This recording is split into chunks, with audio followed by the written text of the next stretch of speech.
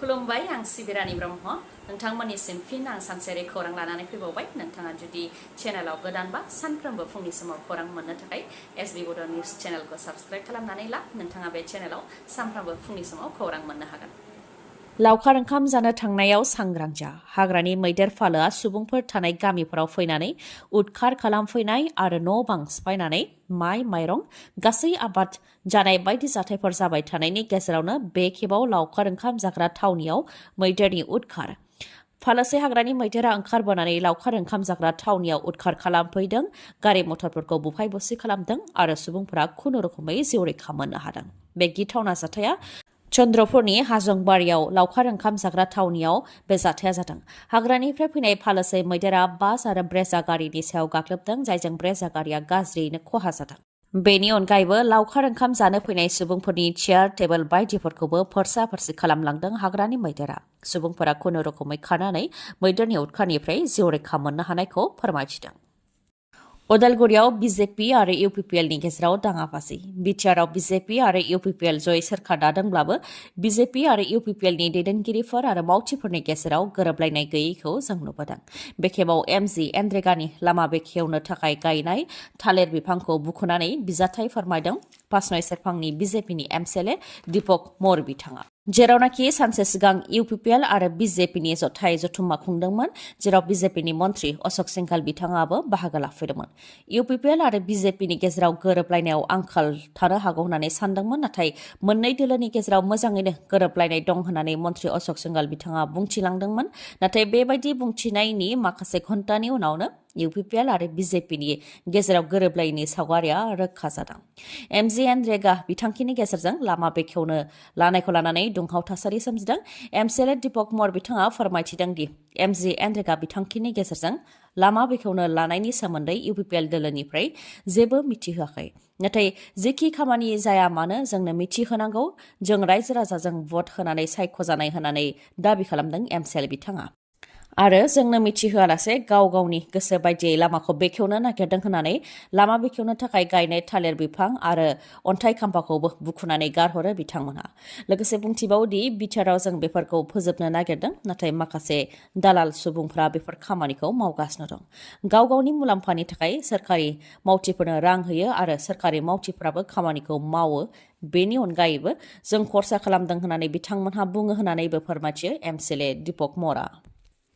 गोदान बोसोरनि समाव आसामाव बास जाब्रथाय जानानै 12 सुबुंनि जिउ खहा जानाय बायदि फिन गिख्रंथाव बास जाब्रथाय। खेबसेयैनो 12 सुबुङा जिउ खोमानो गोनां जादों बे बास जाब्रथायाव। नेपालनि दां जिल्लानि बाल'बाङाव जादों बे गिथावना बास जाब्रथाया। मोनानि समाव बासआ दालांनिफ्राय गोथौ हाखराव गलांदों जायजों 12 सुबुंनि जिउ खहा जानो गोनां जादों आरो गोबां सुबुङानो जोखोम जादों। जिउ खोमानांनाय 12नि मादाव सानैया भारतनि थागिबिमोन। मुङा फारियै योगेन्द्र राम बिथाङा 67 बोसोर बैसोनि आरो बिहारनि थागिबिमोन। बिथांनि अनगायैबो गुबुन सासेनि मुङा मुन बिथाङा 31 बोसोर बैसोनि आरो बिथाङा UPनि थागिबिमोन। बे जाब्रथायनि अनगायै जोंनि आसामावबो बासनि जाब्रथाय जादों। गुवाहाटीनिफ्राय दारागावआव लावखार ओंखाम जानो फैनाय बासआ जाब्रथायजों मोगा-मोगि जानो गोनां जादों। फोरमायथिनाय बायदिब्ला बासआव गासै 33 सुबुंफोर दंमोन। बिथांमोनहा हायार सेकेन्डारि सेकेन्ड इयारनि फरायसाफोरमोन। दारागावआव लावखार ओंखाम जानानै गुवाहाटी फारसे फैफिनबाय थानाय समावनो नलबारिनि हरिपुर ओनसोलनि 31थि राजा लामायाव बे जाब्रथाया जादों। बासआ राजा लामाखौ एंगारनानै लामानि साखाथियाव गब्रायहैदों जाय जाथायाव 7 फरायसाफोरा जोखोम जानो गोनां जादों। बेनि मादाव माखासे फरायसाफोरा आथिंबो बायनो गोनां जादों। ओजोंहाय बे जाब्रथाय जानायनि उनावनो बास सालायग्राया जाथायथिलिनिफ्राय खारखुमालांदों। थारैनो लाइमोनफोरा गाव गावनि इयुनखौ साननानै BPF दोलोआव जयेन जागासिनो दंमारो नामा? CSBखौ सिफायनायनि उनाव बिटिआरआव साख्रि होनो हायैखौ लानानै लाइमोन सेंग्रा सिख्लाफोरा BPF दोलोआव हाबदों नामा? दासान्दि BPF दोलोआव फरायफुबाय थानाय भटार लाइमोन सेंग्रा सिख्लाफोरखौ जयेन जाबाय थानायखौ नुनो मोननाय जादों। फिन तामुलपुर जिल्ला इउथ BPF आरो BSUनि बानजायनायाव BPF दोलोआव जयनिं हाबाफारि खुंदों जेराव 800नि गोबां लाइमोन सेंग्रा सिख्लाफोरा BPF दोलोआव हाबदों होननानै दाबि खालामदों आरो 800नि मादाव प्रमद बर' बिथांनि बियाब गयबारिनिफ्रायनो 300नि गोबाङा हाबफैदों होननानै फोरमायथिदों BPF दोलोनिफ्राय। लोगोसे लाइमोनफोरा BPF दोलोआव लोब लोब हाबफैनायनि सायावबो BPF दोलोनि दैदेनगिरिया बुंथिदों दि लाइमोनफोरा गाव गावनि इयुनखौ लानानै गिखांदों। CSP सिफायनानै बिथांमोनहा BTCआव साख्रि होनो हायाखै। 3rd आरो 4th ग्रेडनि साख्रि होनायाव फेलें जादों, जायनि थाखाय इयुनखौ खोमसि नुहोनानै लाइमोनफोरा सानदों आरो हाग्रामा महिलारिखौ गोहोआव लाबोफिननो थाखायनो जयेन जादों होननानै फोरमायथियो बिथांमोनहा। ओजोंहाय बे 3 बोसोराव गोबां खामानि मावदों होननानै प्रमद बर' बिथाङा दाबि खालामबोदों। बेनि सायावबो हाग्रामा महिलारि बिथांनाव सोंथि खालामनायाव बिथाङा फिननाय होयोदि आं बा प्रमद बर'आ खामानि मावदों होननानै लाबानो जाया, बेखौ रायजो राजाफोरासो बिजिरगोन। आं खामानि मावदों होननानै हाग्रामा महिलारिया माब्लाबाबो बुंनानै लायाखै, नाथाय प्रमद बर'आ आं खामानि मावदों होननानै प्रमद बर'आ गावनो बुंनानै लायो, नाथाय बेखौ रायजो राजाफ्रासो बिजिरगोन होननानैबो बुंथियो हाग्रामा महिलारिया। आसाम सोरखारनि होस्रांनायनि उनाव जाथाय होखारजानाय सुबुङा गुसु सुहाबनायनि थाखाय जिउ खहा। फोरमायथिनो गोनांदि थांनाय 10 आरो 11 जानुवारियाव गवालपारानि पन्चरत्न एनसिगाव ओनसोलाव होस्रांनाय जादोंमोन। गवालपारा DFO आरो गवालपारा जिल्ला प्रशासननि बानजायनायाव हाग्रा ओनसोलाव थानाय आरो माखासे रेभिनिउ गामियाव थानाय सुबुंफोरखौ होस्रांनाय जादोंमोन।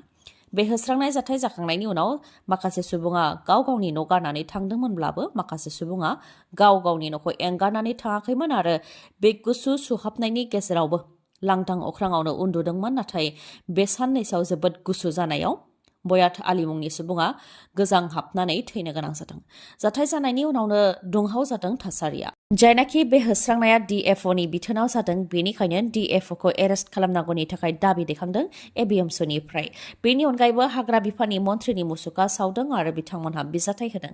बिथांमोनहा फोरमायथिदों दि बे गोजां बोथोरनि समाव जाहाथे होस्राङा, बेनि थाखाय गोजौ बिजिरसालिनियावबो एपिल खालामनाय जादोंमोन, नाथाय गवालपारा DFO आरो गवालपारा जिल्ला प्रशासना जेबो मानियालासे होस्रांदों। बेनि अनगायैबो हाग्रा ओनसोलाव आयेन बेरेखायै थानाय सुबुंफोरखौ होस्राङोब्लाबो रेभिनिउ गामियाव थानाय सुबुंफोरखौ जाहाथे होस्राङा, मानोना बिथांमोना 1970 मायथाइनिफ्रायनो थाबोदों आरो खाजोना होबोदों होननानैबो दाबि खालामनाय जादोंमोन, नाथाय बेखौबो मानियाखै आरो गोबां रेभिनिउ गामिफोरावबो होस्रांनाय जादों होननानै फोरमायथिदों ABMSनिफ्राय। जायनाखि DFOनि बिथोनावनो बे होस्रांनाया जादों आरो होस्रांनायनि थाखायनो सुबुंनि जिउ खहा जादों, बेनिखायनो DFOखौ एरेस्ट खालामनांगौनि थाखायबो दाबि दैखांदों ABMSनिफ्राय। लोगोसेनो थैनाय न'खरनो जाहाथे खहा सुफुंनानै होयो बा रां अनसुंथाइ होयो, बेनि थाखायबो दाबि खालामो ABMSनिफ्राय। 2024 मायथाइनि सिगांनो बिटिआर गोरोबथानि गासै दफाखौ मावफुंनानै होनो थाखाय मिरु नखर मन्थ्रि अमित शाहआ खोथा होदोंमोन। नाथाय 2023 मायथाइया जोबनानै थांबाय आरो 2024 मायथाइया जागायबाय। बिटिआर गोरोबथानि बबे बबे दफाफोरा दिनैसिम मावफुंजाखो, बेखौ रायजो राजाफ्राबो नुदों। बिटिआर गोरोबथानि दफाखौ मावफुंनो थाखाय सम सिमा होनाय समाव मावफुंनानै होआब्ला एबसुआ सोमावसारफिनगोन होननानैबो खोथा होदोंमोन। जायनाखि बिटिआर गोरोबथाया 2020 मायथाइनि 27 जानुवारियाव जादोंमोन आरो दा बोसोरब्रै आबुं जानो माखासे सानल'सै। बेनि सायाव दिपेन बर' बिथाङा बुंथिदों दि बिटिआर गोरोबथानि गेजेरजों सिमा बारायनाय, बिटिआरआव मोन 60 बियाब बानायनाय आरो आद्रा थानाय माखासे दफाफोरखौ 2024नि गेजेरावनो मावफुंनानै होनो थाखाय सोरखारा खोथा होदोंमोन। नाथाय समखौ दोरोदनायखौ नुनो मोन्दों। बेनिखायनो सोरखारा बिटिआर गोरोबथाखौ मावफुंनायाव माबायदि गोसो दङ, बेखौ जों नायगासिनो दं होननानै बुंथियो दिपेन बर' बिथाङा। जुदि सम सिमा होनायाव मावफुंनानै होआब्ला एबसुआ धर्ना होनो थाखायबो खोथा होदोंमोन होननानैबो फोरमायथिदों दिपेन बर' बिथाङा।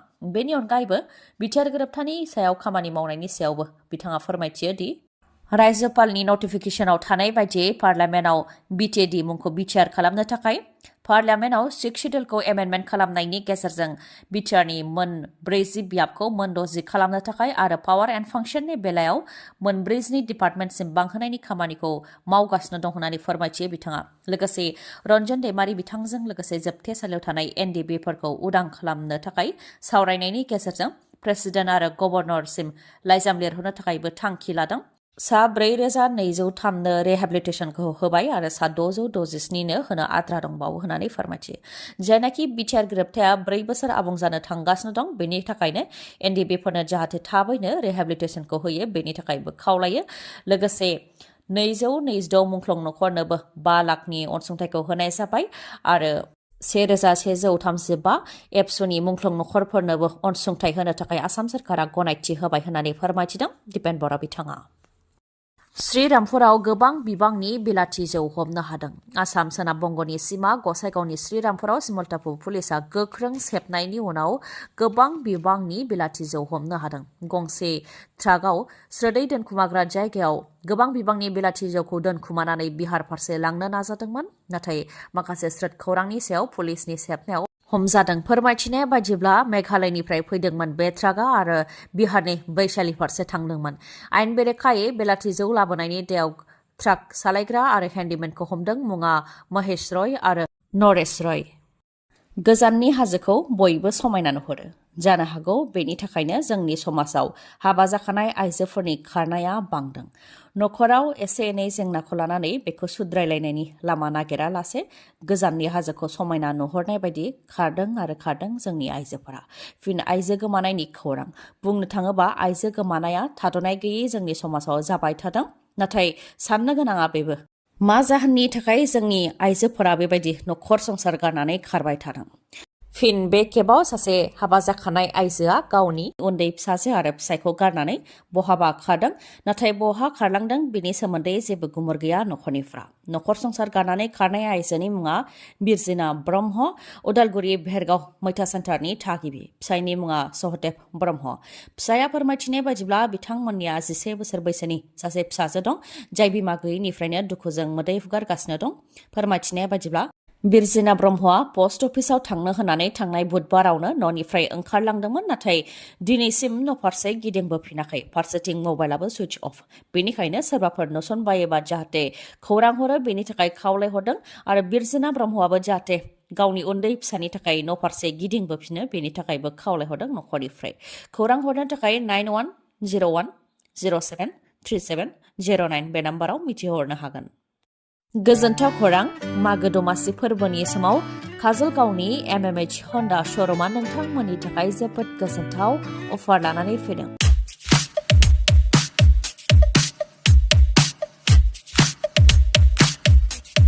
हन्डा SP 160 सीसी मटर साइकेलखौ नोंथांमोनहा 7,999 रां डाउन पेमेन्ट होग्रोनानैनो बायनो हागोन। बेनि अनगायैबो स्कुटिखौ 15,000 डाउन पेमेन्ट होग्रोनानैनो बायनो हागोन। लोगोसेनो बेसेन नाङालासे गंनै हेलमेट मोननो हागोन, गांसे ब्लेंकेट अदेबानि कम्बल मोननो हागोन। लोगोसे गोजाम मटर साइकेल बा स्कुटिखौ सोलायनानै गोदान मटर साइकेल बा स्कुटि बायनो गोसो दंब्ला बेनिबो खाबु दङ। मागो दमासि फोरबोजों लोब्बा लाखिनानै होनाय बे अफारा 30 जानुवारिसिम थागोन। अब्ला नोंथाङा थाबैनो बे खाबुखौ लादो। मोजाङै मिथिबावनो थाखाय 9101037416 नङाब्ला 8720957824 बे नाम्बाराव खौरां लाहरनो हागोन। गोजोन्थों। खौरांखौ जोबजासे नायनायनि थाखाय गोजोन्थों। नोंथाङा जुदि खौरांखौ मोजां मोनदोंबा अन्नानै लाइक, कमेन्ट आरो शेयार खालामनो दाबाव। गोजोन्थों।